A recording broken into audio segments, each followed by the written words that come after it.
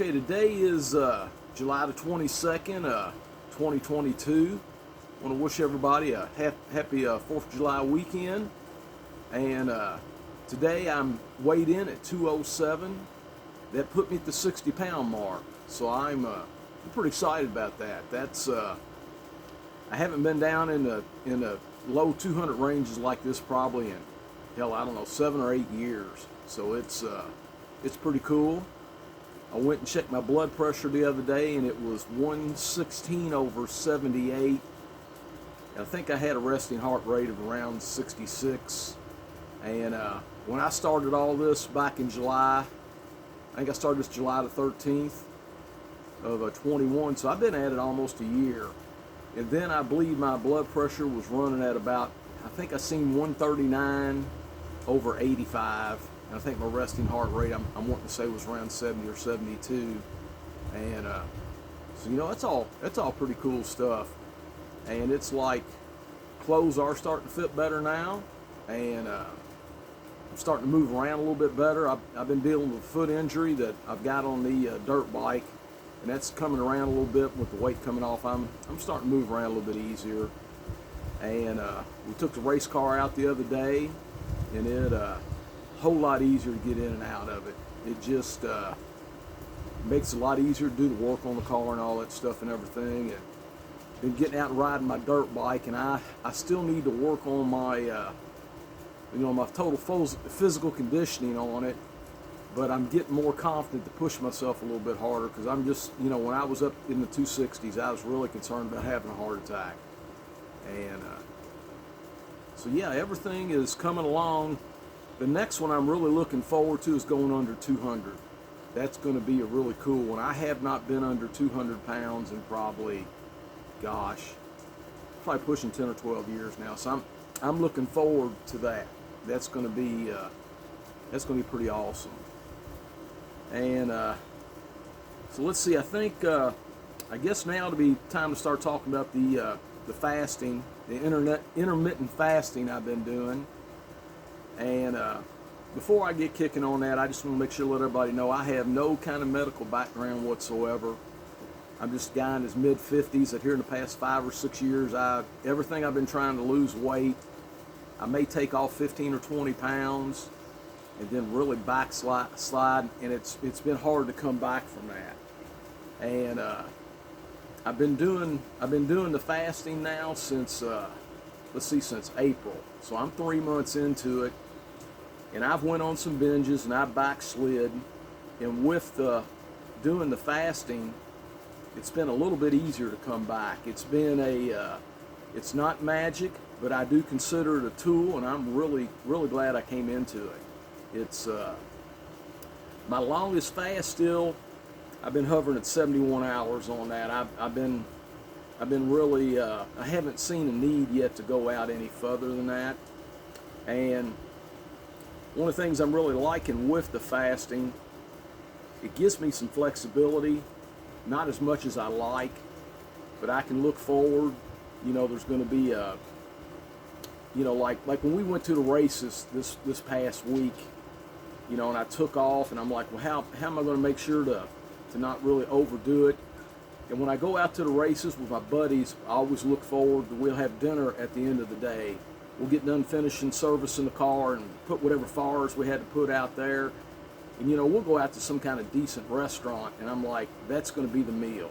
I'm going to do one meal a day, and that's going to be the one I'm going to concentrate on. So I get up in the morning, and the first thing I have to deal with is there's always breakfast at the hotels. That one's not too tough for me, because those breakfasts usually are not that great. But I just got up in the morning. I'd grab me a glass of water, and I'd sit down with my buddies, and they'd finish up their eating. I didn't have too much skipping that, because usually those breakfasts at the hotel are not that good. They'd always make fun of me. Typically, I'd go to Waffle House or just whatever was around, Denny's or whatever. And so that in there wasn't that tough. And then when you get to the track, you got a lot of concession stand food. And that stuff's really good, and it's addictive. But through the day, I'm doing okay staying away from that. When we was at Norwalk, everybody knows they have that a dollar cup of ice cream. I think it might be up to $2 now, but man, they got a killer cup of ice cream about that big, and it's just really, we're all can't wait to get to it. But I stayed away from that, and they had a Sportsman Racers deal that they had offered us a free cookout the first night we got there on Thursday night, and I found myself ate a little too much bread on that, a lot of that real fluffy bun bread, as I call them, the hot dogs and that. I got one round of that, and but I stayed away from the cookies and the ice cream, and I did go back to 2 plates. So I kind of blew it on that, but I've been known to blow it a lot worse.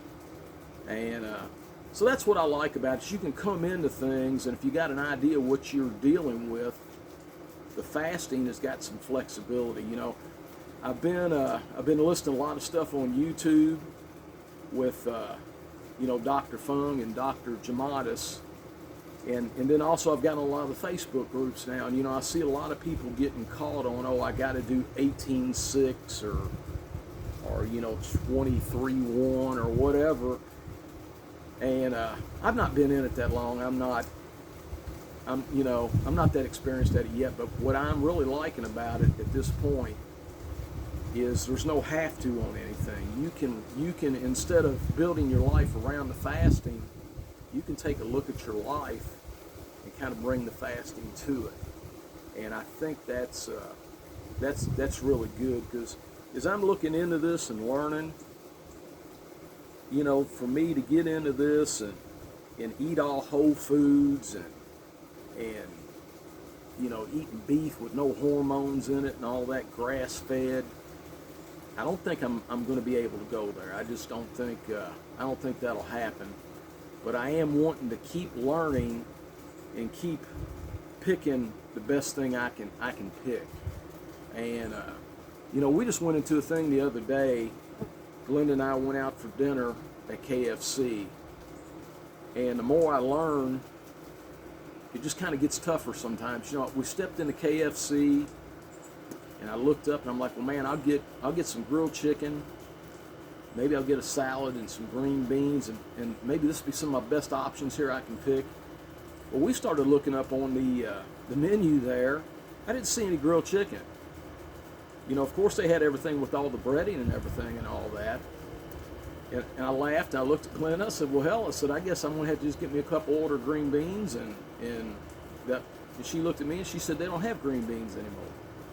So we didn't even have that option. So, you know, it come down to mostly breaded stuff, macaroni and cheese, basically a lot of carbs, stuff that, you know, we should be staying away from. And, of course, there was plenty of sugary stuff offered there, too.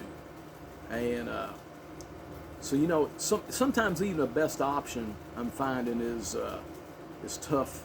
It's tough to get into, but I'm still working on it. I'm still learning, and that's what's been odd about the fasting deal is I come into it, and I'm like, wow, I can go 2 days without eating or whatever, and I can come out of that and I can just make a pig out of myself.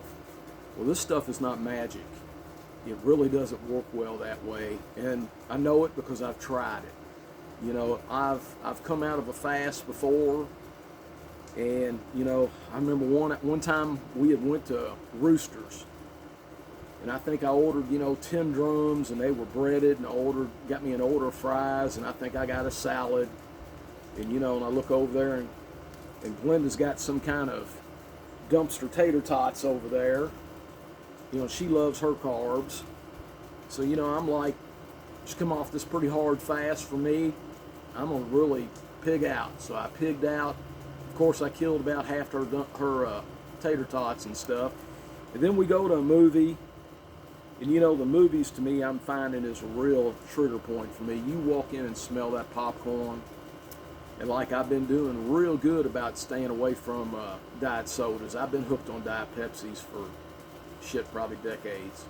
But you go in there and you smell that popcorn, and you know, and that's something else I'm learning. Popcorn is a carbohydrate, and of course I go in and get the damn family bucket, load it up with salt and butter, and get the biggest, you know, diet drink I can find. And that's the thing they're talking about, even with the diet drinks, that it does get an insulin response. You know, maybe it don't have the true sugar in it. Then they're even talking about it. It makes you crave sweet things, and you know, that's a whole nother level of all of this. I'm learning is my habits and addiction, and where, you know, what part of it is just my habits and what part of it is addiction and what part of it is coming through the manufacturing of the foods. There's just so much stuff these guys are teaching. There's a lot there to learn. It's pretty incredible, and I think that's what I'm gonna get ready to jump into right now. I'm gonna jump into a topic that I talked a little bit last time, and I'm a little bit timid about getting into it because I really don't feel like I'm educated enough on it. But I'm gonna go ahead and jump into it because I believe there's a lot of us that need to learn about this. And if I'm not giving out good information, make sure you're getting your own information. You know, challenge yourself, challenge me, because that's all I'm going through. I'm just a guy. I've been struggling to lose weight. I'm finally taking a little off, and I'm just out trying to learn. But these guys will talk extensively about insulin. And they talk about how hard our bodies are kicking out insulin and how often. And they talk about, you know, you shove a piece of food in your mouth, your body analyzes that bit of food, and it starts its digestion, and in the process, it kicks a signal down to your pancreas. Your pancreas kicks out the load of insulin that it needs, and let's say we're talking about something pretty good, 50% carbs and 50% protein.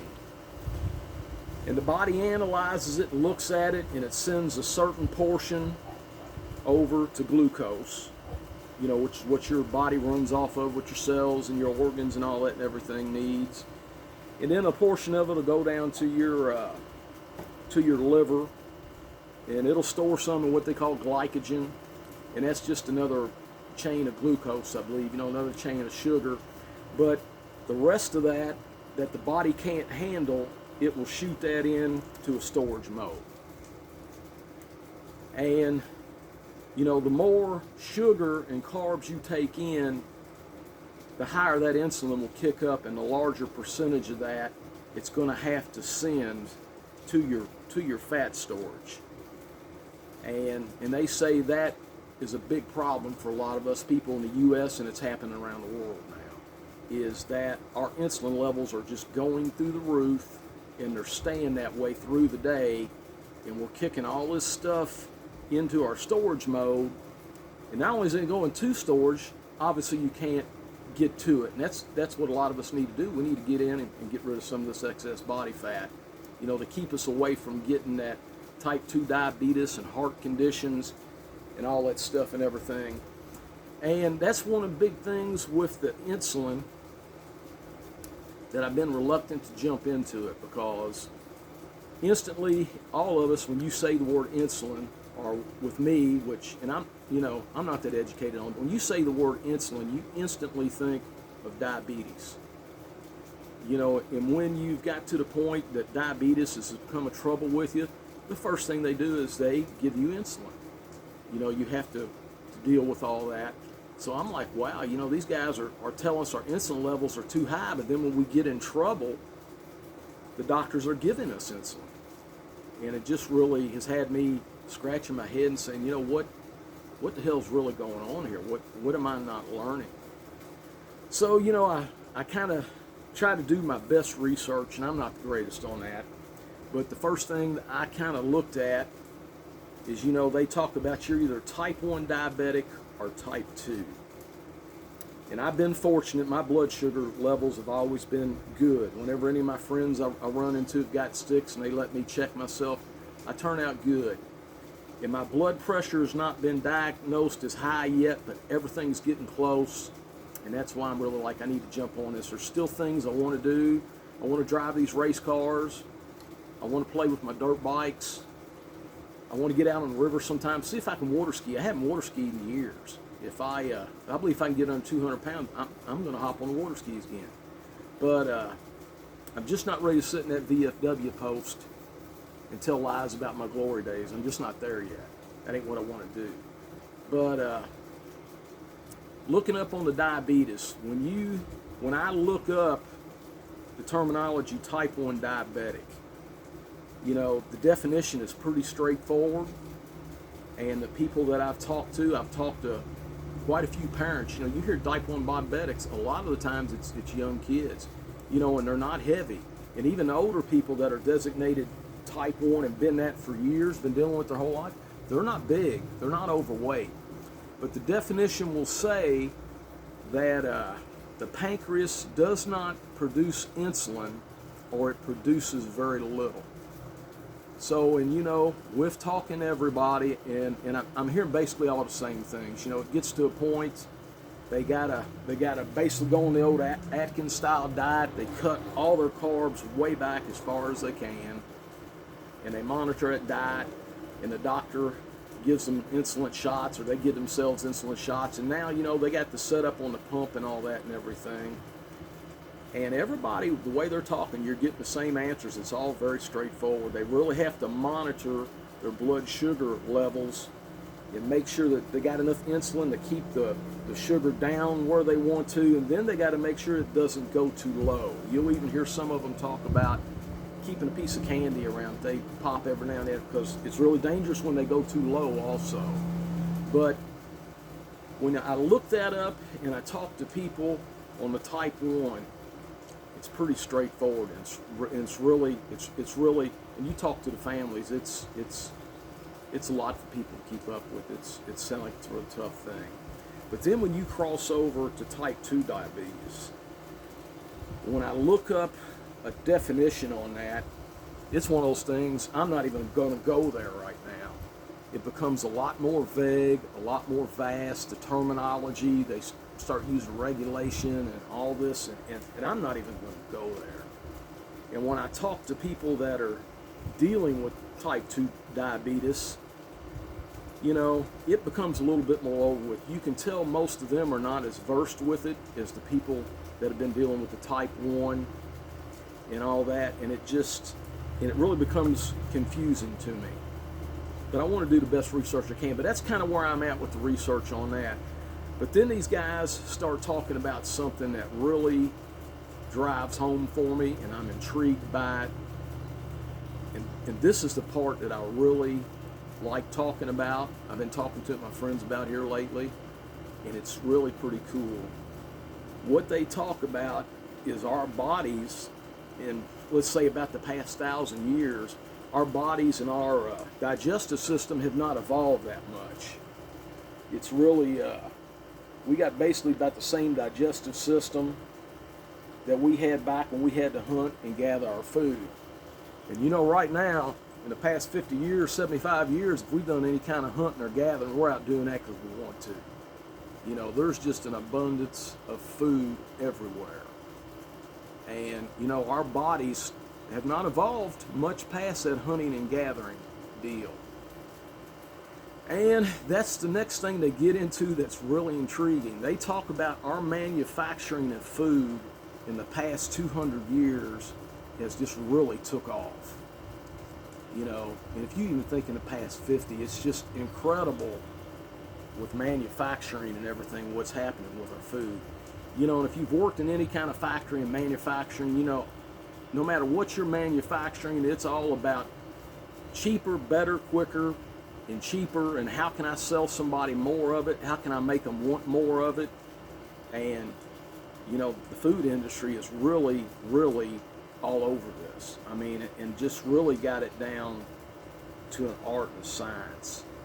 And the two big things that I'm learning and I'm concentrating on right now, and they say the number one major poison that our bodies are dealing with through this evolution of manufacturing is sugar. They say this sugar that we're taking in right now is so concentrated and just so intense as compared to what we're supposed to be absorbing and what our evolution has got us at. In other words, they're saying, I believe the top two strongest sugars that we can get naturally without any manufacturing is going to be molasses and honey. Well, we got to fight the bees to get the honey. So, 300 years ago, you'd have to go to a lot of work to get the honey and the molasses. I really don't know what tree or whatever you'd have to climb to do it, but they're talking about the concentration on that is nothing compared to the sugars now. You know, and they talk about this glucose corn syrup. I think that's what goes into a lot of our soft drinks. And they're saying just because you're drinking diet drinks, that's not the greatest answer in the world either. You know, there's a lot of shortcomings to that. But they also talk extensively, the next thing that they hate the worst is white flour. You know, and when you're talking sugar and white flour, and you walk around every day and you want to avoid that, man, it's just in everything.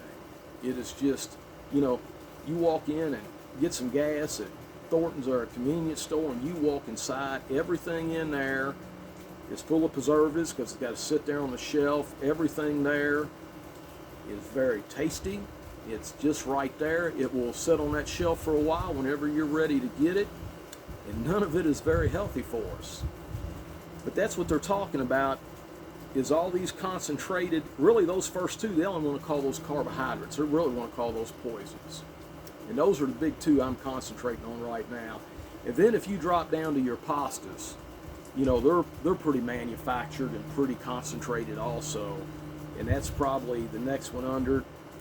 And when you get down to any of the carbohydrates that you can identify pretty quickly as coming from the ground, they don't want you around those, but they don't hate them as bad. You know, you get back to a sweet potato, you know, they kind of like, yeah, that's okay. They're not crazy about the rices, but it's not nearly on that hate list as high as the sugar. And then you go, and you know, one of my big ones I really can't hardly give up is a baked potato. You know, that one, but luckily they don't really like them, but it's not really on the hate poison list. And macaroni and cheese, you know, that's a huge one. But they're saying that's what's happened with these heavily manufactured foods with all this stuff in it that I don't want to go to because I'm just learning all that. But, you know, let's say you get up in the morning, they'll talk about cereals. They're talking about these manufactured cereals. They'll make a reference that these things are somewhat pre-digested. In other words, you take it out of the box and pour that cereal into your bowl and it's actually started, they'll call it as it's already started into digestion. So when you eat that, everything is just happening so much quicker. It's got a bunch of sugar in it, and they're talking about that one, you know, if you get up in the morning, you do your couple bowls of cereal, most all the cereals we got are very high in this manufactured sugar, and it just makes that insulin level spike up to an area that our bodies are just not naturally supposed to handle. They talk about that level goes very high, and it will stay there longer than it should. And they say our bodies are just not built for all that.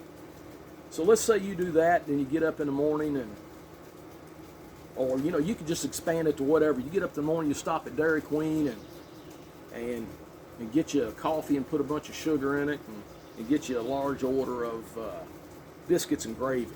Oh hell, everybody loves biscuits and gravy at Dairy Queen, man. That stuff is fantastic. But you're dealing with the sugar that you put in your coffee, and who knows, you may have got a Coke. I don't drink coffee. I'm one of them guys, I could have got a Coke. I'd probably got a diet, but a lot of people get a straight Coke. Well, then you're into that fructose corn syrup.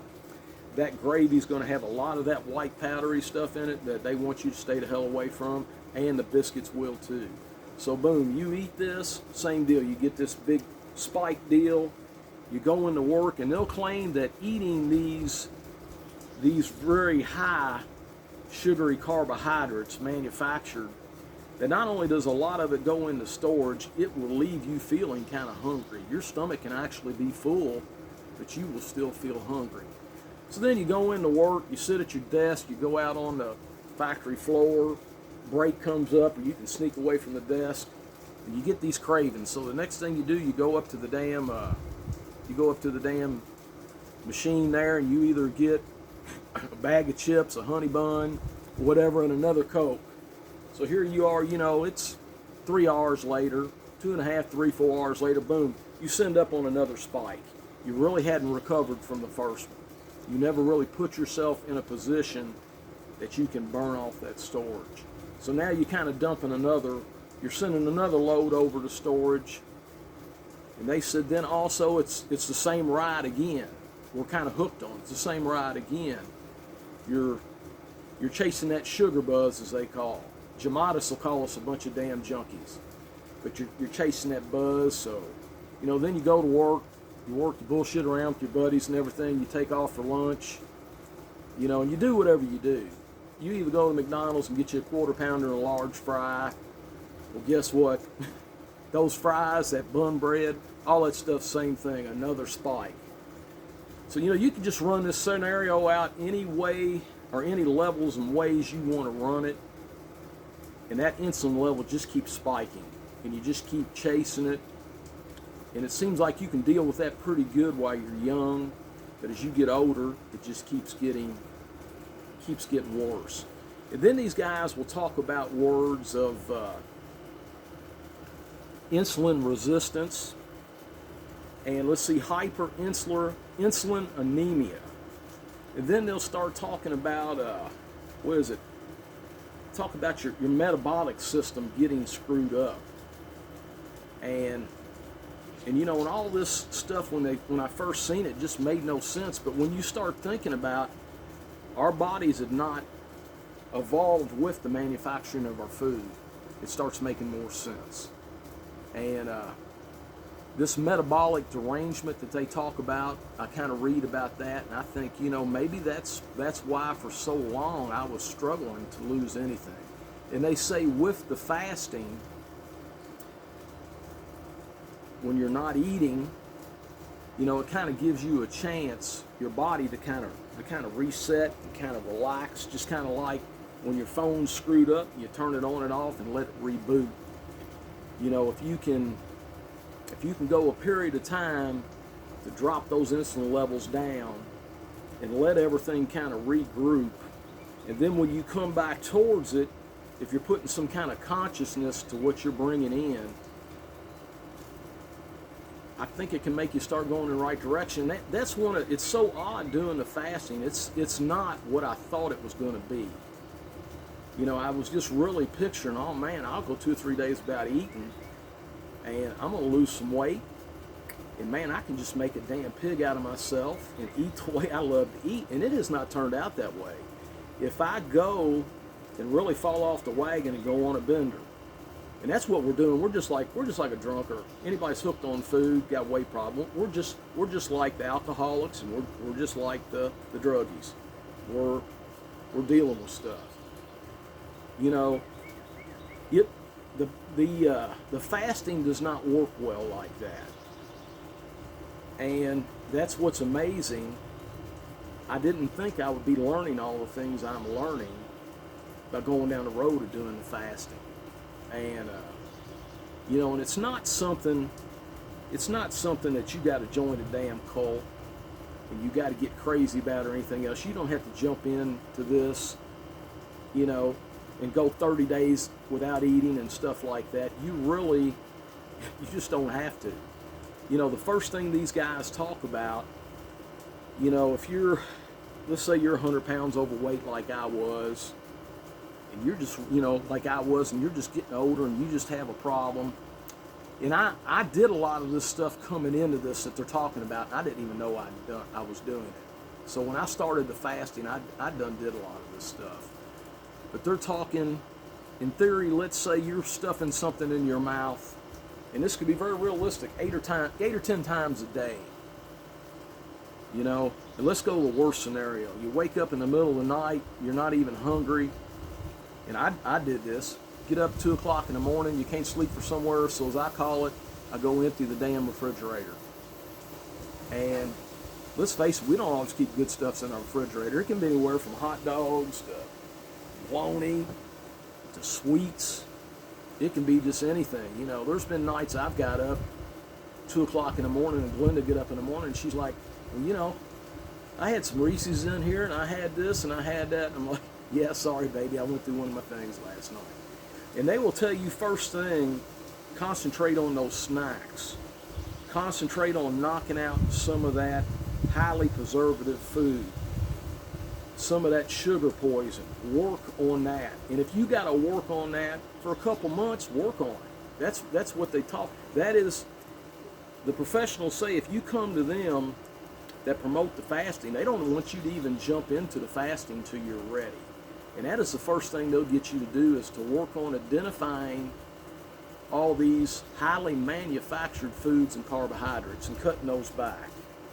And they'll have you kind of work the edges and get yourself down to just a common 3 meals a day. And what they really talk about, if a person spends a couple months doing that, after a couple months, they find they feel better. And then they'll tell you, you know, at that point in time, kind of pick a meal that's in your lifestyle that you might want to cut out and get yourself down to where you be going to a 16, 18 hour period and all that. And if you were if you were stuffing something in your face 10 times a day and you get it back 4 times a day, that'll drop those insulin deals like they're talking and everything else. And like I say, anybody that's thinking about trying the fasting or any kind of diet, you know, I'm just a guy in his mid-50s sitting in the trailer park here making a video. Talk to your doctors, do your own research. Anything I'm discussing here, challenge it. Go out and learn. And this stuff has helped me a lot. It really has. I'm thankful for it. My brother had turned me on to this, and it's turned into something different than what I was completely picturing. I watch those YouTube videos for hours. I'm a pizza delivery guy. And man, I get in there while I'm delivering a pizza and I'm turning those things on and I'm trying to pick up what suits me and all that, and it's been pretty cool. I think this, I'm hoping this is going to be a tool that sticks with me. I don't want this to be a 2 or 3 month thing that I take off this 60 pounds and it all goes to shit. I look up and I weigh 300 pounds in another 3 years. That's what I'm trying to stay away from. You know, that's the repetitive thing I've been through my whole life. In my early 40s, I took off 80 pounds. I started off walking and stuff, and it was kind of miraculous. I kind of cut the carbs back and went to 2 meals a day. And then I started riding a bicycle extensively and got in pretty good shape. But it's the same thing that everybody else went through. I quit concentrating on it. The weight kept creeping up and creeping up. And the next thing I know, my high number had been 252. And I think now I've seen 269. And I was getting pretty damn miserable. And just getting scared to death looking up and being 60 years old and weighing over 300 pounds and being on all kinds of medications and not being able to do anything. I'm just not ready for that. And that's one thing me and my father was talking about the other day. I was kind of bummed out that, you know, I've basically been at this for a year. And in my mind, I'm like, well, I've only took 60 pounds off. And he looked at me and he said, you look at it as only 60 pounds. It's happening too slow. What happens if you gain 60 pounds? And that really, you know, I got to be hats off to Dad on that one. That kind of puts it at a, you know, if you take your slow progress and you do take it in the other direction, and that stuff can happen. You know, whatever weight we take off, we can probably put that shit on just as quick. And so that's a good way to look at it.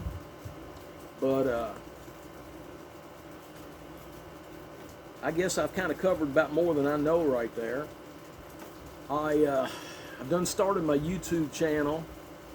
I was going to hold all this stuff until like I reached my 100-pound goal. I got a lot of my buddies are just really ripping my ass and they're like, man, you need to put that stuff out now. And I'm not really good with computers and all that, and it's going to be kind of tough for me. And sitting and doing these videos is really hard. Anybody thinks it's just easy to sit in front of a video. And I shot a video the other day at the race car stuff, and when somebody was holding that phone taking the video, gosh, that makes you just tighten up. And but I think I'm going to throw this stuff out there. I think it'll be good for me. It'll help keep me focused. And I hope there's at least 1 or 2 people out there that'll get something out of it. And I really want to stress the information I throw out there, challenge it. Talk to your doctor, talk to your friends, get on the internet. We're all on the internet. Get on and collect information. And if I'm telling you something wrong, put a comment on there and jump my ass about it. I'm learning too. That's all that I'm doing. I'm not getting on here like I really know anything. I think I'm just like a lot of us. at 50 years old, something happened. And and these guys talk about metabolic derangement and metabolic syndrome. And that's another thing I didn't cover. I got a lot of my friends, are seeing I've kind of jumped in this faster, and they're like, wow, Rob, man, I'm really scared that you're going to wreck your metabolism. That's one of the biggest ones I hear. And when I answer them, just as just a 50-year-old pizza guy that likes to ride dirt bikes and race cars and shit, my answer is, my damn metabolism has been screwed. For the past 5 years, I've been trying so hard to lose weight, and the shit just really doesn't want to come off. And if I slip up at all, I lose more ground than I made, than I was making. And that's my answer. And the fasting gurus will tell you that when you get so far into a fast, your body actually wants to make you more alert.